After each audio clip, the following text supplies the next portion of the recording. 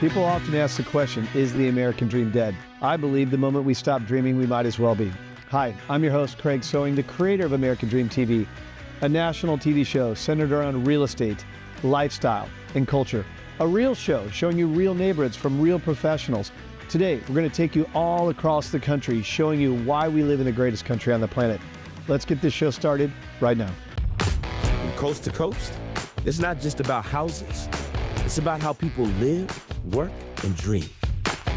These streets hold stories. These homes hold hope. And the people, they're the heartbeat of something bigger. This isn't just real estate. This is the real America. One neighborhood at a time.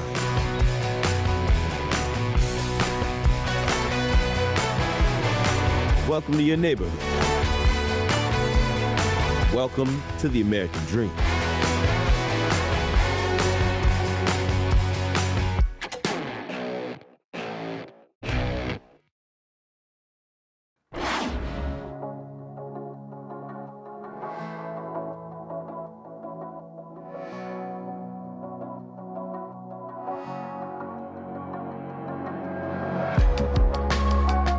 Hey, I'm Jamie Parker, and welcome to American Dream TV.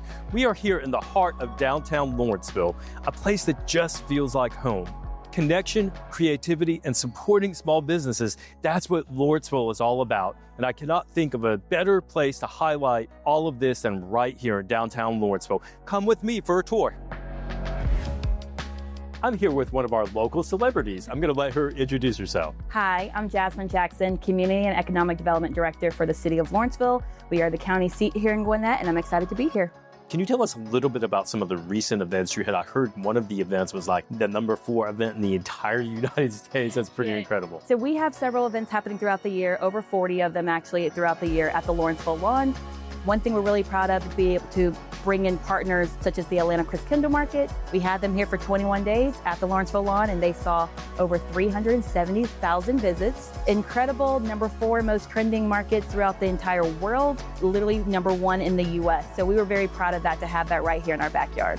I know you guys just recently took over some stuff, I guess, over at the Aurora Theater, and then you have something else that's being built that's really important. Yes, the Lawrenceville Art Center, which is the home of the Aurora Theater. They're our resident theater company. We're very excited to have them here. We really want to be able to cultivate that here in our community. And then right across the street is our new hotel that's going to be built. So the Hilton Tapestry, it's called the Lawrence. That's going to be a very big economic driver for us, just because we have George Gwinnett College here near our downtown. The hotel, like I mentioned, will have things from the airport that's right here in Gwinnett County, and just various activities that happen throughout the year that will just be an economic driver and a hub for our downtown.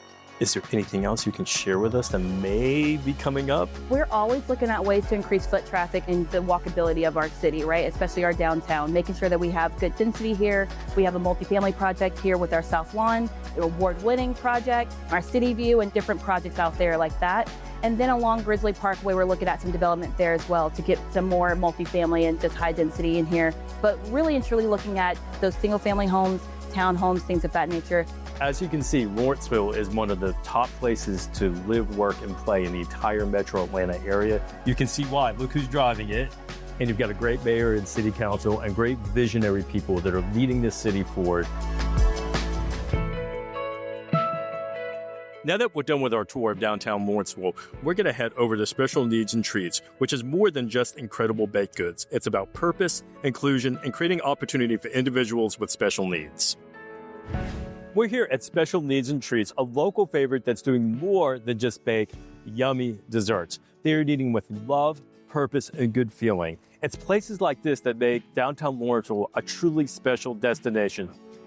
I am so excited to be here with one of the co-founders. It's been a journey. I remember the journey. And the journey started many years ago, because Bradley will be 36 in February. Wow. When he was born, we knew almost immediately there was something wrong. But at the age of 7, we finally got that diagnosis that he has Fragile X syndrome. And we knew at that moment that, we were going to have to be his advocate his whole life.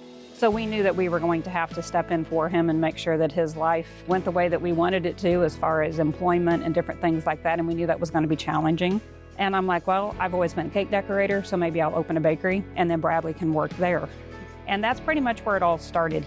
So in 2013, we started applying for our nonprofit status. We did get the nonprofit status. We opened in January of 2014. It's just been an amazing ride ever since. Right now, we have 30 special needs adults that work for us, and they do everything here for us to help us get things done. They help us bake, they help us clean, they help us do cupcakes, we make our chalkhorn. So there's just so many jobs that they do. So the vision that started very, very tiny has now grown. I'm super excited to be here with the other co-founder of Special Needs and Treats. Michael, it's great to see you today. You too, Jamie. He is going to give us a tour of this amazing bakery, and we're going to get to taste some of the yummy treats that they make. First thing I like to point out is I had a lot of fun doing this right here. This is where we kind of bring a focal point of the armor of God. We put a thank you up here on the wall where it tells about every dollar spent helps us pay special needs, provides free birthday cakes, our two main missions. Every day we have 26 different flavors of cupcakes.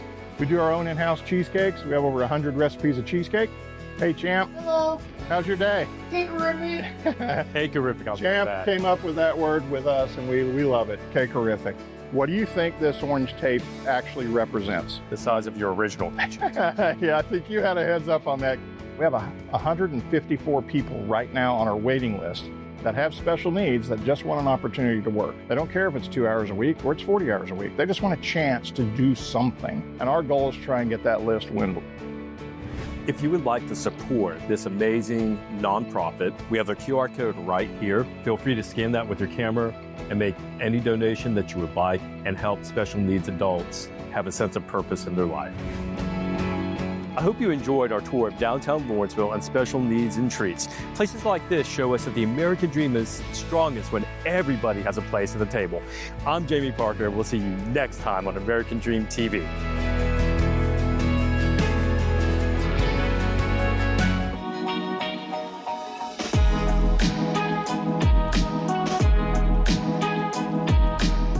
Grant Park, one of Atlanta's oldest city parks, founded in 1883, was established when Lamell Grant donated 100 acres for public use.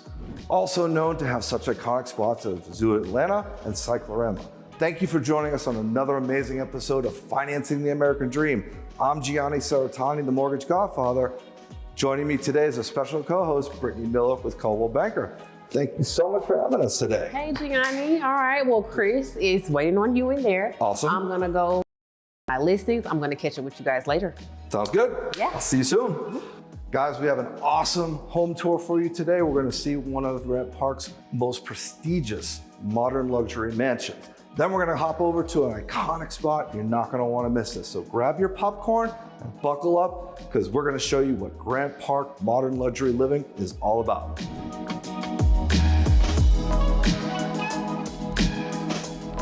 Hey guys, I'm here with Chris Miller, owner of MIG Homes and the builder of this magnificent property. Fun fact about Chris, he's also an Atlanta police sergeant, so there's no messing around today. Chris, thank you so much for having us out here today. Really appreciate it. Absolutely. Tell us some of the advantages, if someone was considering buying a new construction home, what are some of the advantages that they can look forward to over buying a traditional resale property that's already existing? Absolutely. So some advantages that you can look forward to when buying a new construction home, you get to customize that home. Mm-hmm. Most spec homes you find they're already customized, they already have what they gonna look like, but you don't get the opportunity to choose those finishes. Right. With the new build, you get to choose those finishes. You also get to get warranties. Some of the things that you should pay attention to is references. You need to see if this builder has references. Can he send some references? You want to see some previous builds of his also, and you want to make sure that it's a good fit for you. Talking about like relationships. Absolutely, absolutely. And also find out what is standard for that building. I've been seeing homes for years and seen thousands of homes. Some of the things he has in here I've never seen before. Chris, tell me some of the features that your buyers are looking for just in new construction in general that they want in these new and upcoming homes and how you're incorporating them into your design. Absolutely, and thank you for that. So I have multiple homes under construction right now, and what the buyers are wanting, they want large windows, a lot of sunlight coming in. They want open floor plans. They want outdoor, indoor living. That's like one of the big things now. If I was a homeowner, what would be something that you'd want to give as far as education about the timeline and the process? Because as a lender, I know a lot of people coming into this and they really don't have a full grasp of what is encumbered in the process because there's a lot of detail to it. So can you give us some of the finer points to that? Yeah, so first off, land.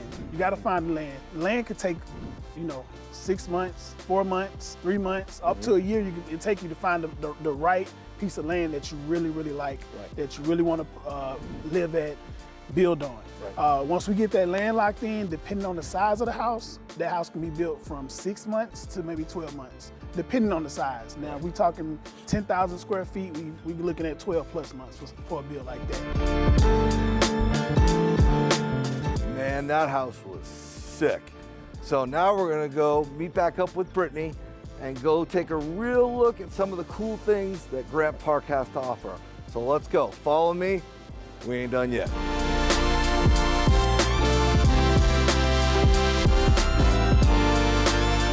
Hey guys, we're here at the Republic Social House.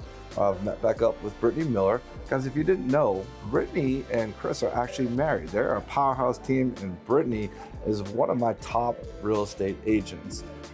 Brittany, tell me a little bit about your career in real estate.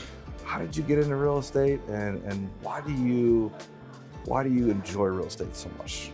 Okay, well, I got into real estate. It was really all because of Chris. One day he told me, I think I want to start building. And I was like, well, how can I help? And he said, well, maybe you can get licensed. I said, well, let's run with it. So we ran with it. I got licensed and here we are. Grant Park offers a nice spot in the city of Atlanta. Nice, clean, because we've got different kind of areas, right? So this one gives us a nice area. The property values are way up, of course, and so we want to make sure that we are capitalizing on our investments. And so Grant Park is the ideal location for us. The Grant Park area just has a lot of culture, iconic real estate, Victorian architecture, and it's beautiful. The area is beautiful. You got a lot of different things to see around, and we love it. Absolutely. Well, guys, I've shown you a killer house, and I highly recommend coming to Grant Park. There's so much to do here. And if you're in the market for a custom home, you need to call Brittany and Chris. They are your people. I know a guy that can get you the money, this guy right here. So thank you guys for joining us. Thank you again for being here as my co-host, Brittany. Absolutely. I'm Gianni Cerretani, the mortgage godfather. Until next time.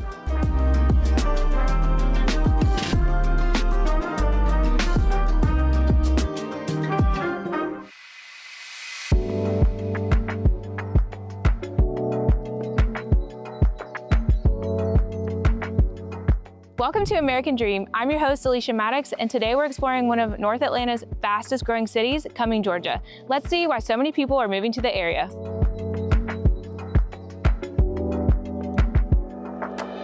We're here at the Cumming City Center, the heartbeat of downtown Cumming. Here you'll find locals hanging out, grabbing dinner, local shopping, farmers markets, listening to live music. It's a small town feel centered around community.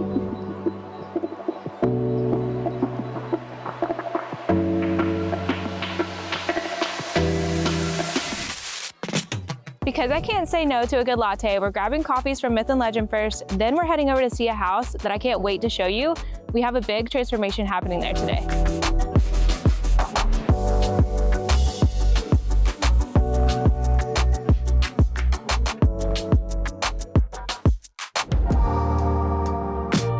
So we're here at the house that I promised you to take a tour today, but we're not just doing a tour. Today is transformation day. The sellers have moved out, so we're going to bring this home back to life. It's a 5-bed, 3-bath, around 3,400 square feet. It's got a fully fenced flat lot, and this is the perfect home for someone that needs flexible space that you can grow into.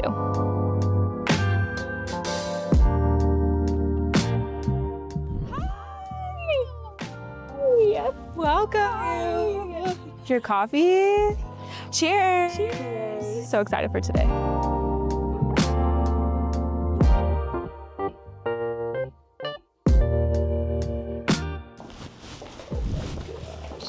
So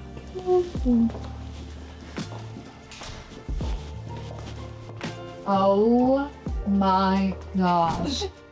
You're kidding.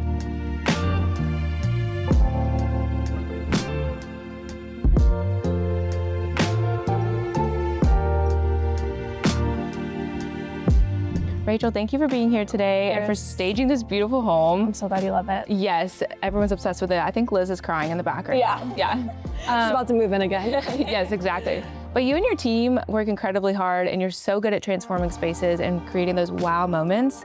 So what goes on in behind the scenes of putting that all together, and what was your vision for this home specifically? Yeah, there's a lot behind the scenes that people don't see or realize what goes into staging, but with houses like this, the process starts with us seeing it vacant. I also love to talk with the seller and see how they lived in it. I think that's really important for staging, to know how someone lived in the space, because we want to be able to translate that to whoever else is going to buy this house. So I love talking with the seller and kind of seeing how they lived in the space. From there, we kind of curate our stages based off of the elements of the house. So we kind of like to incorporate all the finishes, the fixtures. Liz had beautiful light fixtures. She had black accents in the kitchen. So we take all that into consideration when selecting our furnishings and also the accessories that go out to the house. Especially with an open floor plan like this, it's very important that everything flows.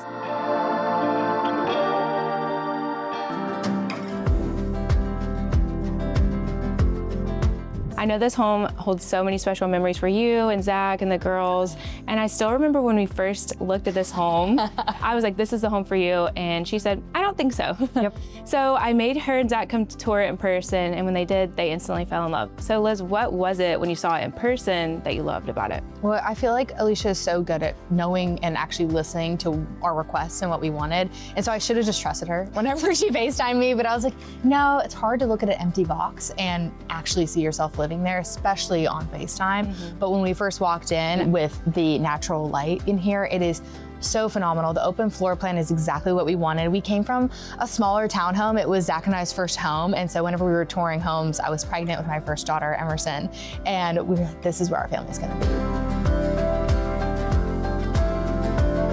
So we know that the house is amazing for obvious reasons, but what made you choose Cumming, Georgia? So Cumming is actually where my husband and I grew up, and so we never knew that we were gonna come back here, but for convenience sake, we did, and now we've really planted our roots, and I don't see us going anywhere else. The location's been so great, especially with all the development going around, Cumming City Center right there. We were literally there at least 4 or 5 times a week, and we still are. We went this morning. Yeah, exactly. Thank you for joining me today on American Dream. I'm your host, Alicia Maddox. It was so fun showing you around Cumming, Georgia, and why it's such a special place to call home. I'll see you next time.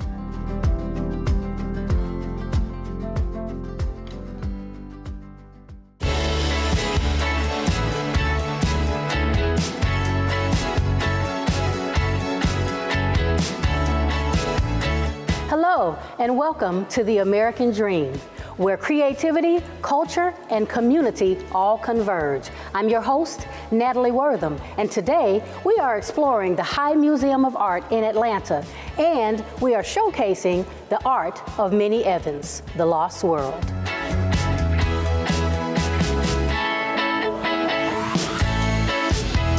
I'm here today with Catherine Gentleson. She is the Senior Curator for the High Museum of Art. Welcome, Catherine. Thank you for having me, Natalie. So Catherine, how did the High Museum of Art come to be? Well, the High Museum has actually been around for 100 years. We're celebrating our centennial anniversary in 2026.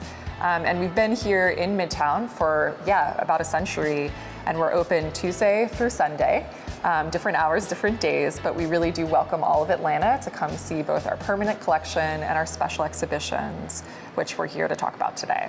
That's fantastic. One of the special exhibitions is the Minnie Evans collection. Can you give us some information about the Minnie Evans collection? Sure. So our exhibition is called The Lost World, The Art of Minnie Evans, and it opened here in November, and it will be on view through April. And then after that, it's actually going to be on view again in New York City. We're very excited about that. But this is a show about the artist Minnie Evans, who's one of the most important Southern artists of the 20th century. She worked in North Carolina for her whole life. That's where she was kind of born and raised. And she made an extraordinary body of work over 40 years, mostly drawings. So that's what we'll get to see in this exhibition today. That's awesome. So what is so specific or what is so special about her exhibit? in this particular location? Sure. I mean, I think one of the things that I've really enjoyed about getting to work on her art for the past couple of years is seeing how she started in one place, and then 40 years later, she was able to achieve so much more artistically. But what's really interesting is that even in the late work that's really sophisticated, really extravagantly detailed, you see the kind of early forms of those earliest drawings. So she's just such an interesting artist to kind of follow along through the course of the exhibition and see how her work changed, but also how it kept like looping back onto itself. That's fantastic. So who exactly is Minnie Evans? Minnie Evans was an extraordinary woman who was born in 1892, just outside of Wilmington, North Carolina. Wow. And she was raised mostly by her grandmother, who recognized that at a very young age she was special, and she had what she described as dreams, but her grandmother told her, oh no, these are visions, and you're kind of getting access to another world, to this lost world. And so over time, and then especially after her grandmother passed, she felt really inspired to share these visions of the lost worlds that she could kind of feel and see. And what she made are these extraordinary drawings that are kind of like all of these forms, human, animal, botanical, biblical, ancient Greek and Roman. Like she was mixing up all of these different things that interested her into these gloriously harmonious compositions. Wow, that is fantastic. Is there one specific piece that's your favorite in this collection? Oh, that's such a great question. Yeah, I think my favorite is actually the piece that we used on the book's cover and also at the entrance to the show. It's featuring this face that we've kind of described as red lips on moon. It's just such a gorgeous example of her ability to kind of encompass a whole world within these tiny drawings. You can see the water line of the ocean because she lived, right on the coast. You can see the moon, so beautiful, rising above it. And then this incredible face that kind of arranges around this landscape scene. And it's just a perfect example, again, of how she was able to take things that she saw in her day-to-day life and things that she saw in her mind and kind of combine them. I'm so excited to see it. Well, let's go check it out. Okay.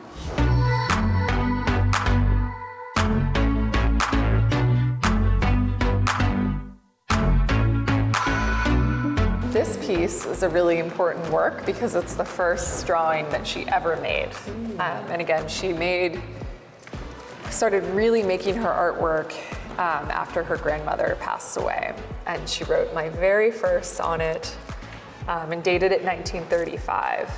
And what I love about it is this idea that it's very, very abstract, right? And there's not a lot of color, that's for sure. But you see things like this kind of serpent form, this coil, these little rainbows with suns. Almost like a maze, almost. Exactly, and it's these are symbols that she returns back to over and over again in her much more colorful work.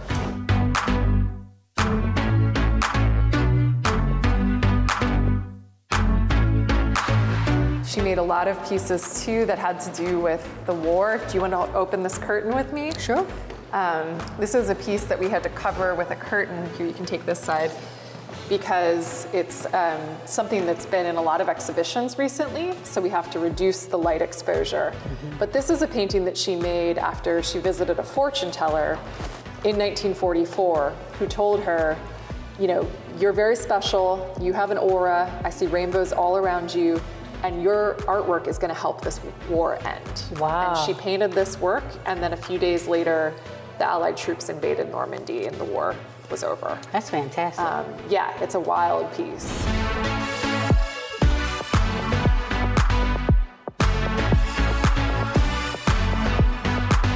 Thank you to the High Museum of Art and to Catherine for showcasing the art of Minnie Evans. We hope that you allow this to inspire you to be creative, to be great, and to do your very best to reach the American dream. Until next time, I'm your host, Natalie Wortham, and until I see you again, remember, this is your home, Atlanta. Own it.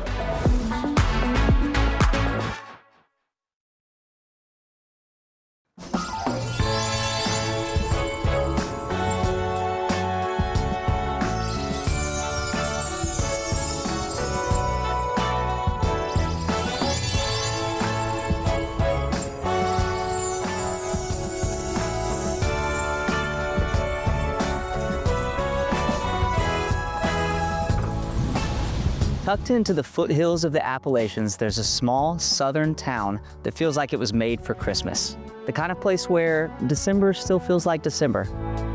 My name is Jason Jones, your host for American Dream TV, and this is Ball Ground, Georgia. Today, we're starting here at the Ball Ground House, a historic home that's been brought back to life and turned into a boutique short-term rental for those that want to experience downtown and not just pass through.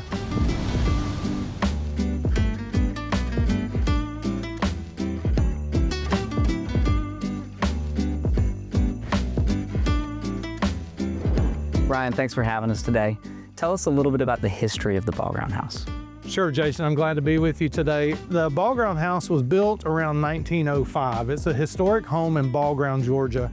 Our family acquired this house only about 3 months ago, and we're super excited about what's taking place. It's amazing. Can you tell us a little bit about the story of how you came to be the owner of the Ball Ground House? We were driving by month after month, and we kept looking at this house, and we would think somebody should do something really special. It's a special house in a special place.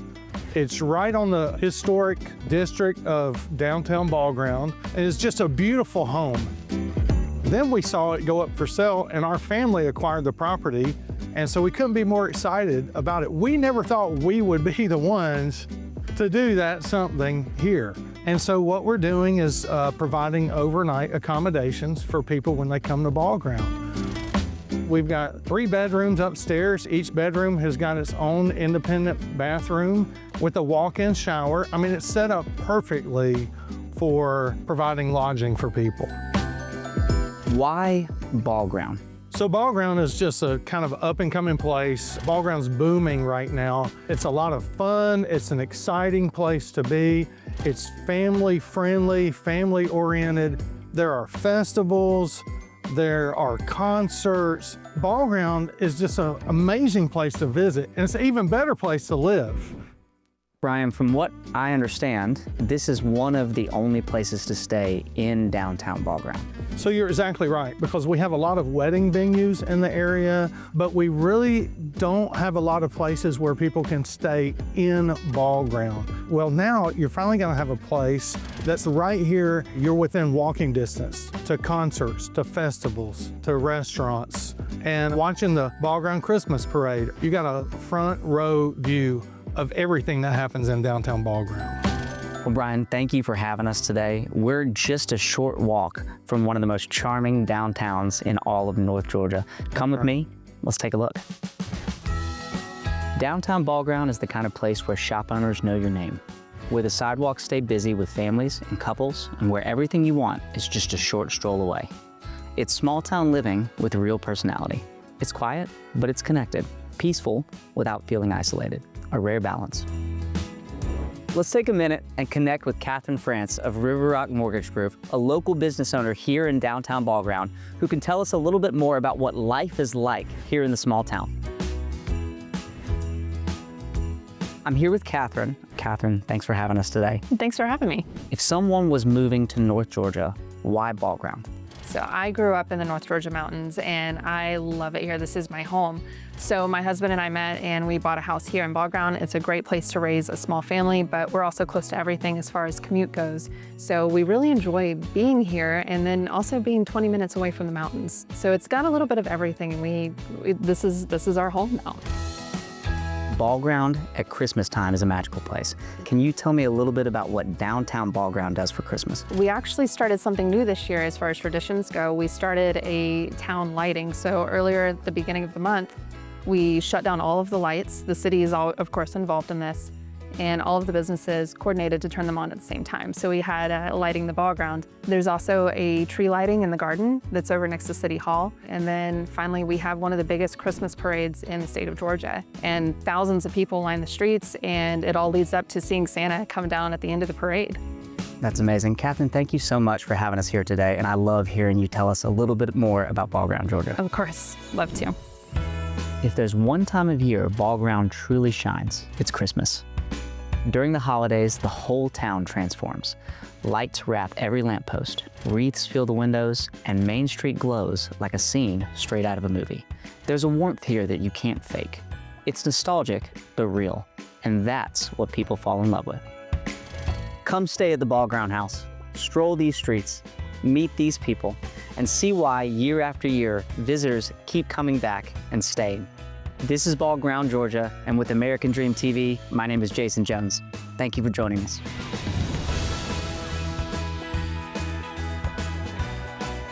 I hope you enjoyed today's episode of the American Dream TV. We created this show to combat negative media, to show that the American Dream is alive and well by showing you real stories in real neighborhoods. Thank you so much for watching the show, and cheers to your American Dream.